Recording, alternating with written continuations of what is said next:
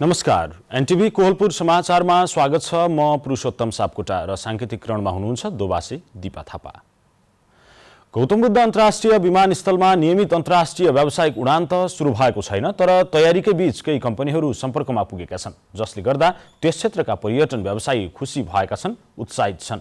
पर्यटन व्यवसायमा लगानी बढ्न थालेको छ। एकमात्र अन्तर्राष्ट्रिय विमानस्थलमा बेला बेलामा हुने एयर ट्राफिक जाम पनि हट्ने भएकाले पनि नागरिकहरू नियमित अन्तर्राष्ट्रिय व्यावसायिक उडानको व्यग्र प्रतीक्षा गरिरहेका छन्। आजको समाचारमा आज विश्व उपभोक्ता अधिकार दिवस। उपभोक्ताहरू यस विषयमा कतिको जानकार छन् त? तर सुरुमा प्रमुख समाचार। आज विश्व उपभोक्ता अधिकार दिवस विभिन्न कार्यक्रम गरी मनाइयो। उपभोक्ताको अधिकार भने कागजमै सीमित रहेको अधिकार कर्मीहरूको गुनासो।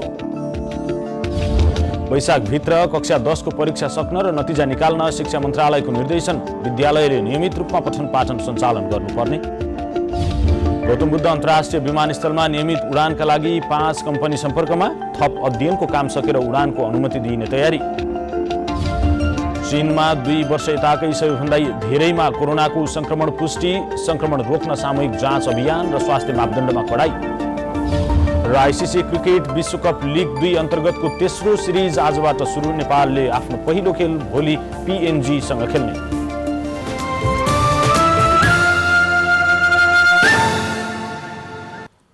समाचार अब विस्तारमा।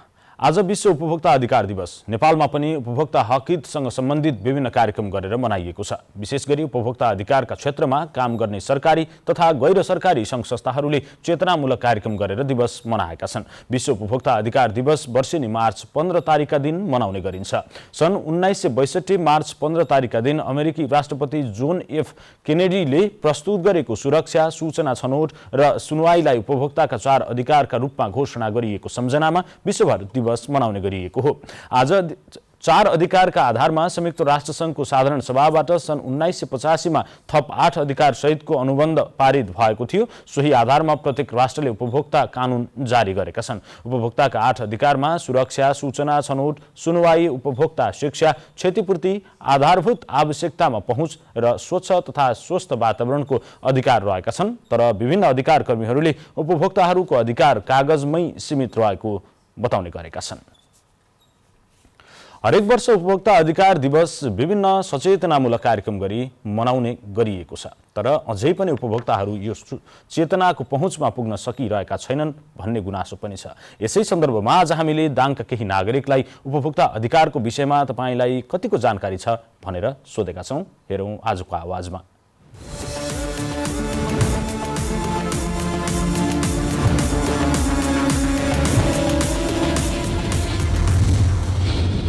हाम्रो जुन बजारमा एउटा महँगी बढिरहेछ हैन, त्यसलाई सबैको पहुँच पुग्ने गरी गरिबीदेखि लिएर हाम्रो न्यून वर्गदेखि लिएर सबैजनाले चाहिँ त्यो सबैको पहुँच हुने खालको चाहिँ सेवाहरू उनीहरूले उपलब्ध गर्न पाएपछि एकदमै राम्रो हुन्थ्यो। हामी सर्वसाधारण उपभोक्ताहरू हौ।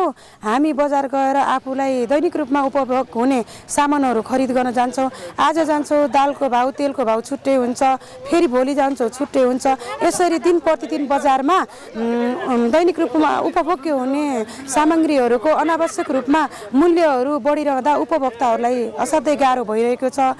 अनि यसको बारेमा सरकारले चासो दिन उपयुक्त मान्छु म।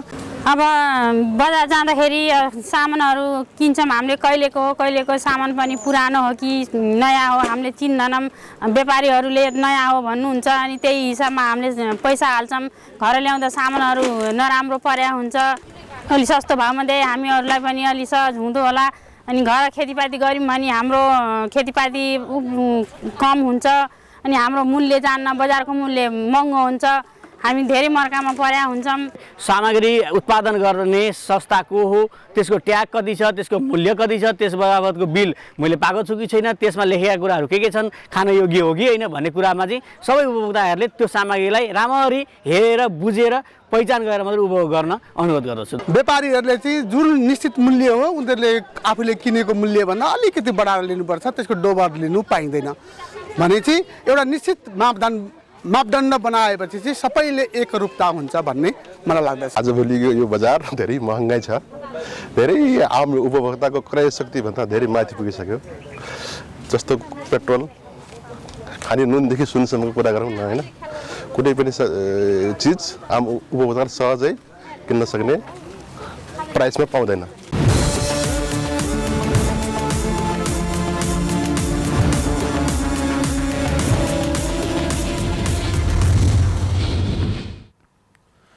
शिक्षा विज्ञान तथा प्रविधि मन्त्रालयले कक्षा 10 को परीक्षा 2079 वैशाखमा सञ्चालन गर्न र वैशाखभित्र नै नतिजा प्रकाशन गर्न निर्देशन दिएको छ।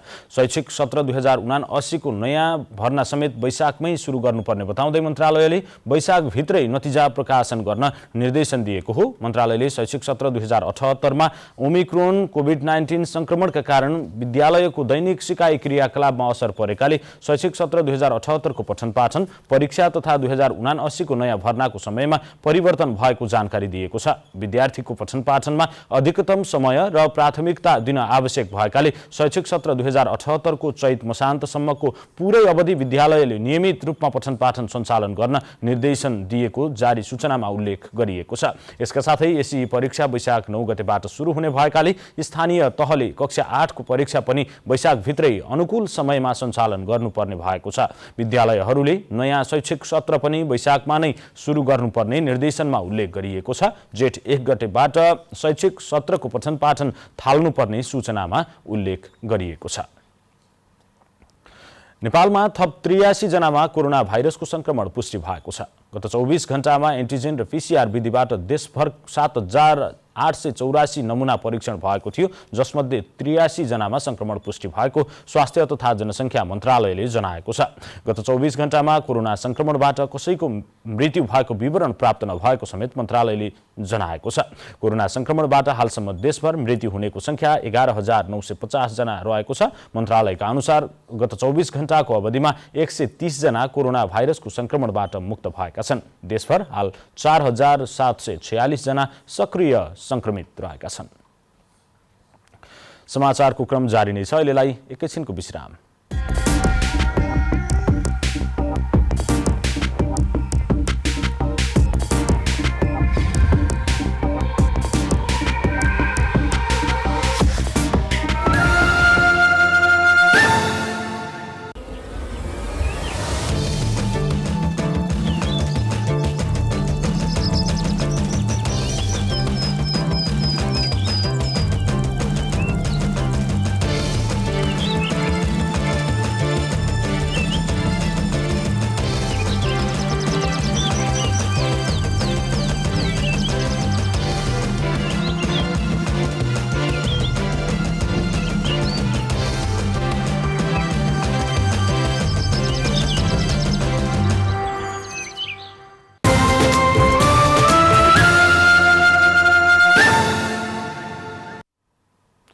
विश्रामपछि समाचारमा पुनः स्वागत छ। अब बाँकी समाचार। वन तथा वातावरण मन्त्रालयले दिगो विकासको अवधारणामा आधारित भएर वनको व्यवस्थापन गर्न दिगो व्यवस्थापनका लागि राष्ट्रिय मापदण्ड 2078 को मस्यौदा तयार पारेको छ। मन्त्रालयको योजना महाशाखा प्रमुख सहसचिव शिवकुमार वाग्ले नेतृत्वको कार्यदलले विभिन्न सरकारवाला निकाय र विशेषज्ञहरूसँग छलफल गरेर दिगो वन व्यवस्थापन कार्यक्रम अघि बढाउनका लागि 26 वटा मापदण्ड समेटेर मस्यौदा तयार पारेको हो। मस्यौदालाई सरकारवाला निकायहरू र विज्ञहरूसँग छलफल गरेर टुङ्गोमा पुर्याउने मन्त्रालय को तयारी रहेको छ। सरकारले 2071 देखि सामुदायिक साझेदारी र चक्लाबन्दी वनमा लागू गरेको वैज्ञानिक वन व्यवस्थापन कार्यक्रम खारेज गर्दै दिगो वन व्यवस्थापन कार्यक्रम अघि बढाउने घोषणा गरेको थियो। अघिल्लो सरकारले नै दिगो वन व्यवस्थापनको मापदण्ड तयार गर्न वाग्लेको संयोजकत्वमा कार्यदल बनाएको थियो। अहिले तयार गरिएको मापदण्ड लागू भएपछि वन व्यवस्थापनको विधि र प्रक्रियाबारे सरकारवालाहरूमा समान बुझाइ भई वन व्यवस्थापन प्रभावकारी हुने अपेक्षा गरिएको छ। बर्दिया जिल्लामा चैते धान खेतीको विस्तार गर्ने उद्देश्यले चैते धान दिवस मनाइएको छ। असार 15 लाई धान दिवसका रूपमा मनाउँदै आइएको भए तापनि बर्दिया जिल्लामा भने चैत 1 गतेलाई चैते धान दिवसका रूपमा यस वर्षदेखि मनाउन थालिएको हो। कृषिको क्षेत्रमा भित्रिएको आधुनिक प्रविधि, धान रोप्ने मेसिन, राइस प्लान्टरबाट धान रोपेर धान दिवसको शुभारम्भ गरिएको छ। विगत 5 वर्षदेखि बर्दिया जिल्लामा प्रधानमन्त्री आधुनिकीकरण परियोजना सञ्चालनमा आएपछि धान सुपरजोन कार्यालयले चैते धान खेती गर्ने कार्यक्रमको सुरुवात गरेको थियो। अहिले बर्दिया जिल्लाको राजापुर क्षेत्रमा चैते धान खेती विस्तार हुँदै करिब 1100 हेक्टर क्षेत्रफलमा पुगेको छ। 2 बाली धान खेतीको विस्तार खाद्य सुरक्षा र समृद्धिको आधार भन्ने नाराका साथ नेपालमा खाद्य सुरक्षाका लागि धानको आयातलाई प्रतिस्थापन गर्ने उद्देश्यले चैते धान खेतीको विस्तार गर्न चैते धान दिवस मनाइएको प्रधानमन्त्री कृषि आधुनिकीकरण परियोजना इकाइ कार्यालय बर्दियाका प्रमुख कृष्ण धितालले बताउनु भएको छ। चैत 1 गतेका दिन बर्दिया जिल्लामा प्रत्येक वर्ष चैते धान दिवस मनाउने गरिएको छ।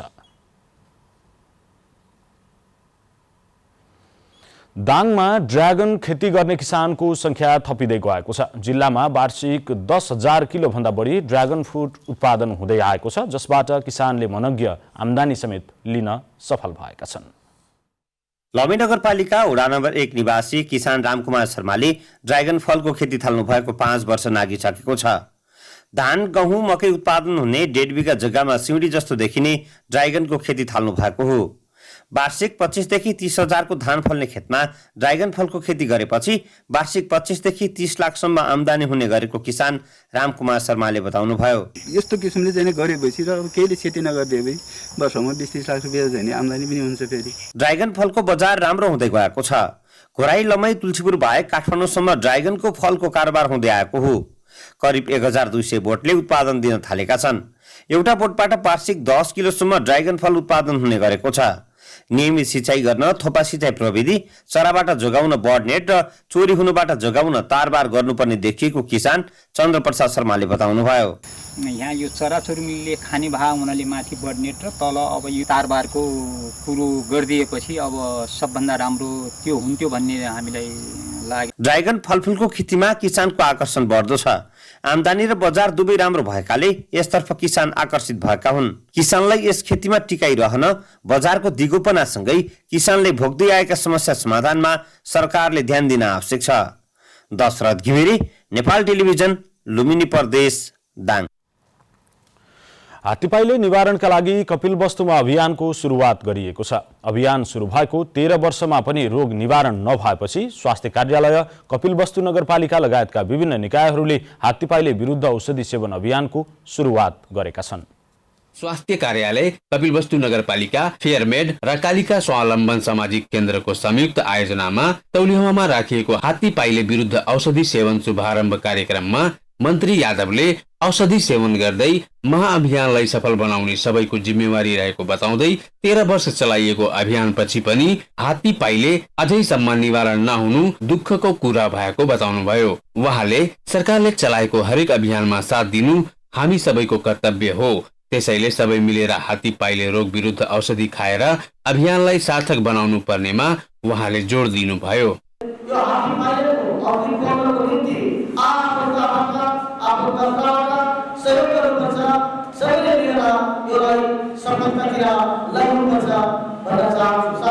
यस्तै स्वास्थ्य जनसङ्ख्या तथा परिवार कल्याण मन्त्रालयका सचिव डाक्टर विकास देवकोटाले नागरिकहरूलाई राम्रोसँग बुझाउन जरुरी रहेको बताउनुभयो। औषधि सेवन मात्र एक विकल्प रहेको अभियानबारे प्रतिबद्धता, यो रोग विरुद्धको औषधि सेवन गरेर आफू बच्न र अरूलाई बचाउन सकिन्छ भन्ने बारेमा बुझाउनु पर्नेमा बताउनु भएको छ।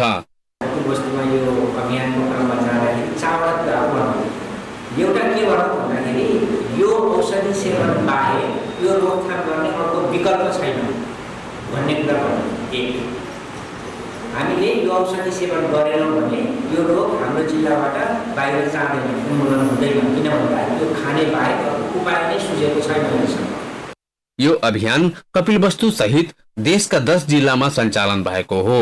13औं चरण पूरा गरे पनि हात्तीपाइलेको जीवाणु अझै फेला पारेपछि अभियान सञ्चालन गरिएको स्वास्थ्य कार्यालयका प्रमुख हेमराज पाण्डेले बताउनु भएको छ। 2 महिना अघि कपिलवस्तुको महाराजगञ्ज र कृष्णनगर नगरपालिका गरी 755 जनामा गरिएको नमुना परीक्षणपछि करिब 8.5% हात्ती पाइलेको जीवाणु फेला परेको थियो। उहाँले सबै 96 वडामा रहेको खोप केन्द्रमा 28 गतेदेखि आम रूपमा औषधि सेवनको अभियान सञ्चालन गरिएको बताउनु भएको छ। स्वास्थ्य कार्यालय कपिलवस्तुका अनुसार अभियानमा 2 वर्ष माथिका 6,20,491 जनालाई औषधि खुवाउने अनुमान गरिएको छ। अभियानमा 611 जना स्वास्थ्य कर्मी र 1505 जना महिला स्वयंसेवीका परिचालन गरिएको छ। वासुदेव वर्मा, नेपाल टेलिभिजन, लुम्बिनी प्रदेश, कपिलवस्तु। समाचारको क्रम जारी नै छ, एकैछिनको विश्राम।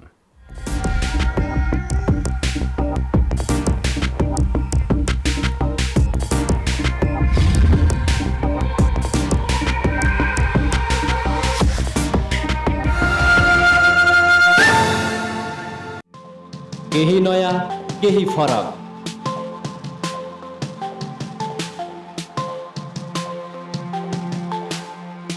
राष्ट्रिय सञ्चारको मेरुदण्ड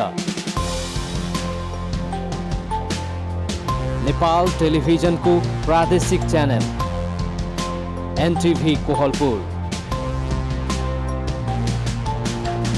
पश्चिम नेपालको लुम्बिनी, कर्णाली र सुदूर पश्चिमको एकमुष्ट आवाज। सत्य समाचार, तटस्थ विचार। कार्यक्रममा मौलिकता, समावेशिता र विकासमा विस्तार। डिजिटल दुनियाँमा तपाईको विचार र भावनालाई संसारसँग जोड्दै एनटिभी कोहलपुर। सूचना, शिक्षा र मनोरञ्जनको यो यात्रा हो समृद्धिको।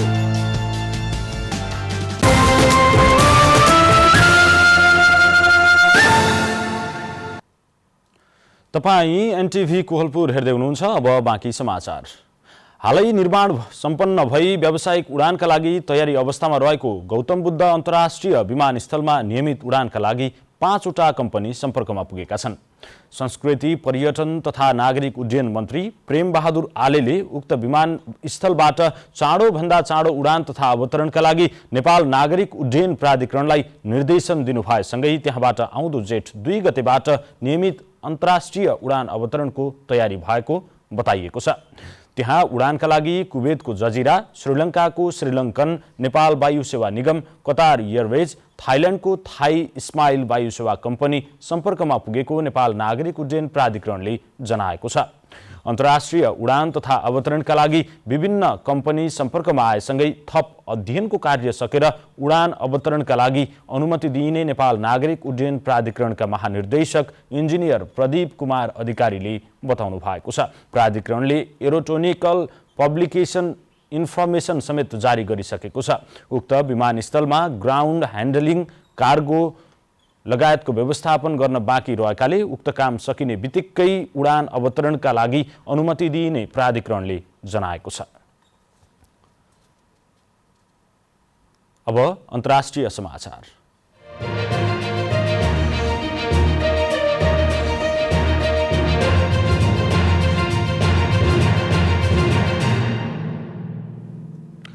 चीनमा 2 वर्ष यताकै सबैभन्दा धेरैको संख्यामा कोरोनाका संक्रमित भेटिएका छन्। पछिल्लो 24 घण्टामा 5280 जना कोभिडका नयाँ संक्रमित देखिएका र यो संख्या चीनमा 2 वर्ष यताकै सबैभन्दा धेरै भएको जनाइएको छ। कडा प्रतिबन्ध र स्वास्थ्य मापदण्ड लागू भए पनि पछिल्लो 2 हप्तामा यस अघिका रेकर्ड तोड्ने गरी संक्रमितको संख्या बढ्दै गएको हो। उत्तर पूर्वी शहर चाङचुन र सान्जेन शहरमा साथै यसै हप्ता लकडाउन घोषणा गरिएको छ। साङ्घाईमा विद्यालय बन्द भएका छन्।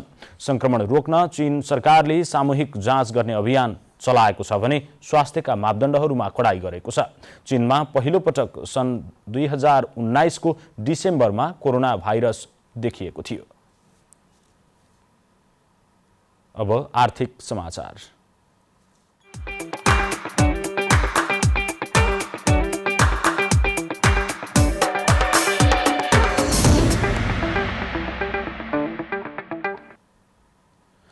शेयर बजार परिसूचक नेप्से आज 17 अङ्कभन्दा धेरैले घटेको छ। नेप्से आज 17.15 अङ्कले घटेर 2650.97 बिन्दुमा झरेको छ। आज होटल, बिमा र म्युचुअल फन्ड बाहेक अरू सबै कम्पनीको शेयर घटेको छ। यस्तै 229 वटा कम्पनीका 65,29,000 किता शेयर 3 अर्ब 36 करोड 42 लाख रुपियाँमा कारोबार भएको छ।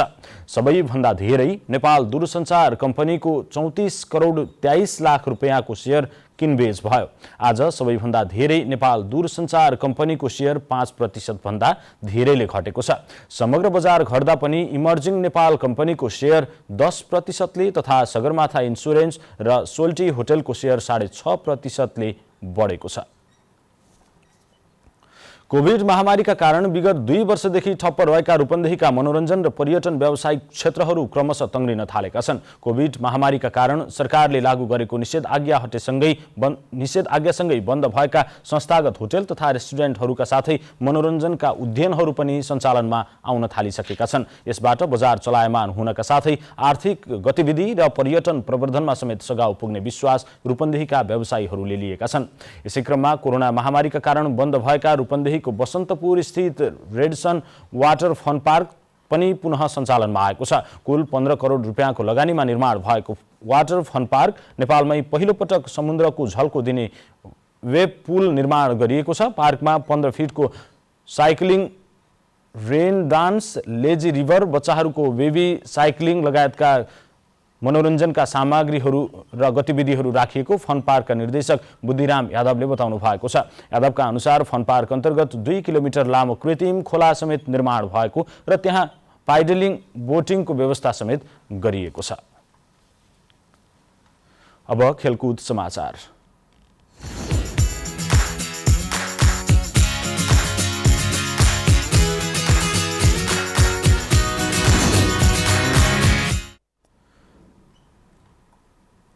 आईसीसी क्रिकेट विश्वकप लिग 2 अन्तर्गतको आफ्नो तेस्रो सिरिज खेल्न नेपाली राष्ट्रिय क्रिकेट टोली हाल युएईमा छ।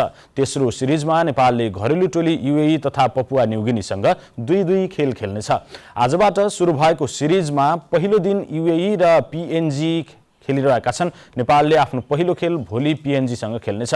मैत्रीपूर्ण खेलहरू खेले पनि नेपालले युएई र पीएनजीसँग लिग 2 मा पहिलो पटक खेल्न लागेको हो। एक दिवसीय अन्तर्राष्ट्रिय फर्म्याटमा हुने खेलमा नेपाललाई घरेलु टोली युएई को ठूलो चुनौती रहनेछ। गत महिना ओमानमा भएको आईसीसी T20 विश्वकप छनौटमा समेत टेस्ट राष्ट्र आयरल्यान्डलाई पराजित गर्दै विजेताको रूपमा विश्वकपका लागि छनौट भएको थियो। नेपालले पीएनजीसँग 2 पटक एक दिवसीय अन्तर्राष्ट्रिय खेल खेलेको छ। नेपालले युएईसँग हालसम्म 4 एक दिवसीय अन्तर्राष्ट्रिय खेल खेलेको छ, जसमा नेपाल 2 खेलमा जित निकाल्न सफल भएको छ भने 2 खेलमा पराजित भएको छ। आईसीसी क्रिकेट विश्वकप लिग 2 मा 7 राष्ट्र रहनेछन्। सबै राष्ट्रले एक आपसमा 32 एक दिवसीय अन्तर्राष्ट्रिय खेल खेल्दै लिग 2 टुङ्ग्याउनेछन्। लिग सकिँदा शीर्ष 3 स्थानमा रहने राष्ट्र सन् 2023 को एक दिवसीय विश्वकप छनौटका लागि छानिनेछन् भने पुछारका 4 राष्ट्रले विश्वकप छनौटको क्वालिफायर खेल्नुपर्नेछ। अब मौसम।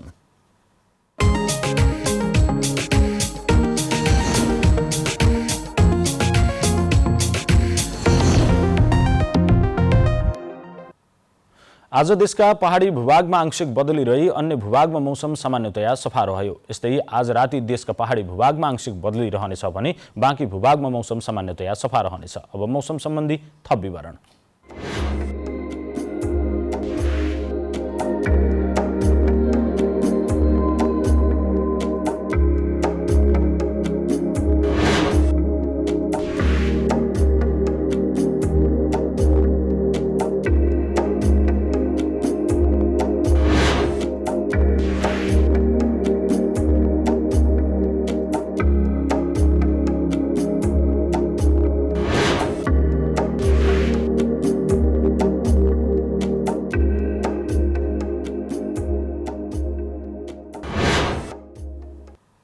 समाचारको अन्त्यमा प्रमुख समाचार पुनः एकपटक। आज विश्व उपभोक्ता अधिकार दिवस विभिन्न कार्यक्रम गरी मनाइयो। उपभोक्ताको अधिकार भने कागजमै सीमित रहेको अधिकार कर्मीहरूको गुनासो। वैशाखभित्र कक्षा 10 को परीक्षा सक्न र नतिजा निकाल्न शिक्षा मन्त्रालयको निर्देशन। विद्यालयले नियमित रूपमा पठन पाठन सञ्चालन गर्नुपर्ने। गौतम बुद्ध अन्तर्राष्ट्रिय विमानस्थलमा नियमित उडानका लागि 5 कम्पनी सम्पर्कमा, थप अध्ययनको काम सकेर उडानको अनुमति दिने तयारी। चीनमा 2 वर्ष यताकै सबैभन्दा धेरैमा कोरोनाको संक्रमण पुष्टि, संक्रमण रोक्न सामूहिक जाँच अभियान र स्वास्थ्य मापदण्डमा कडाई। र आइसिसी क्रिकेट विश्वकप लिग 2 अन्तर्गतको तेस्रो सिरिज आजबाट सुरु। नेपालले आफ्नो पहिलो खेल भोलि PNG-सँग खेल्ने।